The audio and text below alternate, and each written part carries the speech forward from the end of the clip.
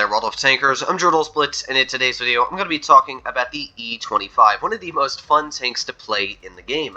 Now, looking in the bundles, you will see that it is currently in the store for the price tag of $11.99, which is pretty cheap for getting 7 days of premium, 25 times 5 boosters. You're getting the legendary camouflage, and as well, you are getting it fully equipped. That is not that bad of a deal.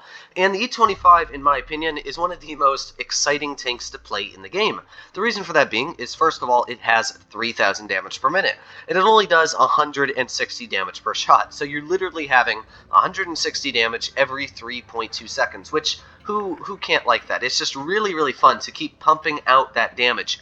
And second of all, the E25 is really, really tiny, which means that you have an amazing camouflage rating, and you can be very sneaky. You can run around the map, you can see it's extremely quick. It's sort of like a cockroach, and that's why it has the nickname the Cockroach. So here we go.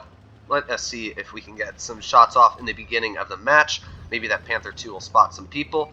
There we go, we've got the Helsing pushing up already. Now, unfortunately, because we don't do the most damage, we are not really going to be getting out the most damage on people that are crossing, but at least we have such a quick reload, we're able to out-reload the people pushing up the hill there. I'm not sure why you would do that after you see your one teammate get just absolutely obliterated pushing up there, but now we have an IS Pravda doing that, and let's put on our Adrenaline here, and that's already 300 hit points, and another, so we've already whipped off about 500 hit points off of that IS-2 Pravda in just a matter of seconds. And that's why this tank is so fun to play. So this isn't necessarily the best matchup for this tank, because we're really not going to be able to get out that much damage, judging that half the people on the enemy team are already being wiped off of the map. We do know that they have an RHM over here, though, so maybe I can take care of that RHM. We're going to have to see what does happen. The T-44 is there as well. Very deadly tank. But the thing is, I can rush an RHM. I've got a lot more damage per minute. And if I'm shooting high explosive, I can rip it apart. So here we go. We have the RHM. Hopefully, yes, there we go. So RHM did not kill us, and oof, that is a big hurt. So there you go, taken out. Now I do notice that KV4 is aiming at us, which means, yeah, I don't have a lot of hit points. I don't want to pull out. Probably will be taken out of the game. Thankfully, KV4 stopped looking at us. We got the WZ who pulled out, and because we are covered by double bushes, it means that we are impossible to be spotted currently. So very, very good for us. We see, come on, KV4, you know you want to pull out. There's one tap into the poor guy, and there's two. You can see the gun is just insane on the tank. 3 poor taps.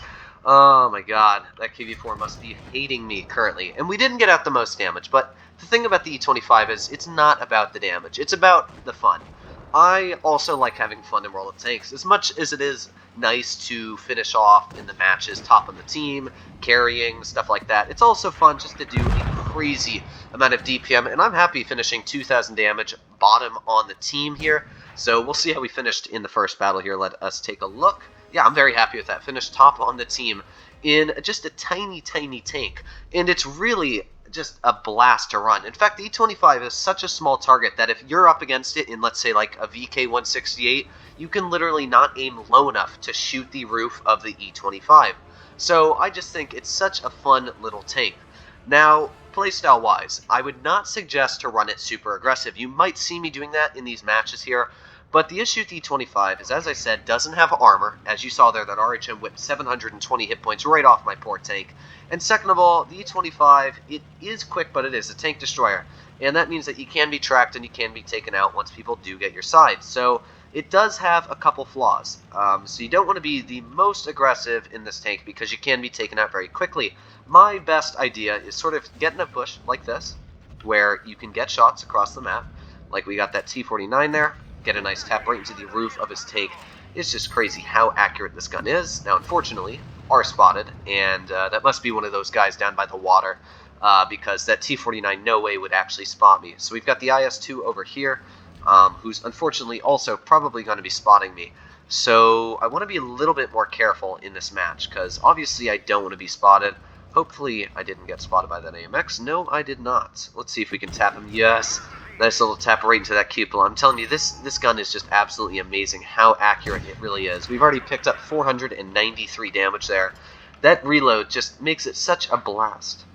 So what do we got? We got this AMX pushing out, 176 damage. And then we have the IS-2, another 155. we are just racking up the damage right now like a machine. We've got the T49 right there. Another tap. We are just non-stop tapping shell after shell into the enemy.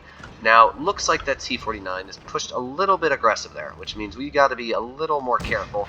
And hopefully that Jagdpanther will not hit us. Thankfully, we were able to get out of the way. And we've already picked up 1400 damage. Like, it's crazy how quickly the damage really racks up in this tank. We can put on our adrenaline now and shove shell after shell into this AMX. So that's 3 shells into that poor AMX. Does anybody else want to cross the chasm of death? There we go. We got the IS-2. That is 1 shell into the guy. I'm going to back up, actually. You know what? I think we might be able to get 1 more shell into the cupola. There we go. Nice shot right into the roof of his tank. And now we have the AMX. So AMX is taken out. So we got the IS-2 who is pushing on us. Now I do think that the T49 could end up finishing us off from the rear. But honestly, you've gotten to see how crazy this tank is in the correct scenario.